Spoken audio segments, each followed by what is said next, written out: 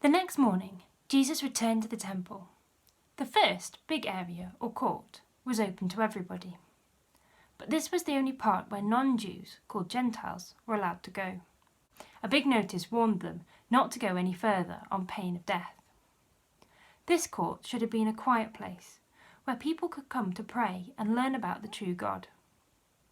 Jesus was horrified at the scene that met his eyes and ears. There was a deafening hubbub of noise. Sheep bleated, cows lowed, and birds twittered, while traders shouted hoarsely. People with big packs threaded their way through the stalls, using the temple as a shortcut.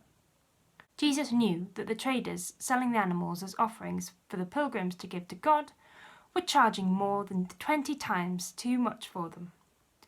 The money changers were cheating too. Every Jew had to pay temple tax at Passover time, but those who changed the pilgrims' coins into temple shekel, used for payment, were making a fat profit. The priests themselves were behind much of the trading. Jesus was very angry that the poor should be cheated and that God's house should be turned into a dishonest market. Then he strode forward, unafraid of his enemies the priests, and with a strong arm overturned the stalls. Tables and stools were soon upside down, and coins rolled everywhere.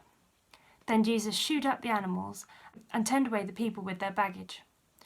The pilgrims looked on in amazement. How brave Jesus was to defy the most powerful people in the land. Jesus explained to them, God said that this temple should be a place where everyone from every nation could come and pray and worship him. It shall not be turned into a thieves' den.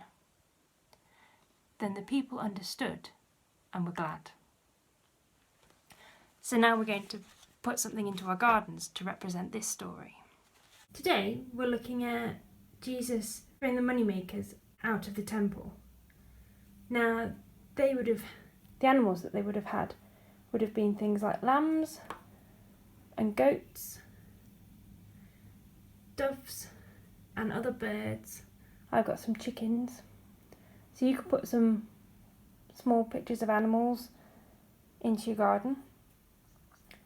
It doesn't specify it in the story that we read, but if you look in the Bible, you'll find that Jesus actually stopped.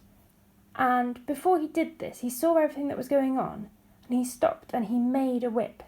He took the time to really think through. He didn't act. He didn't see what was happening and act straight away. He thought through what he was going to do, and then took the time to make a whip.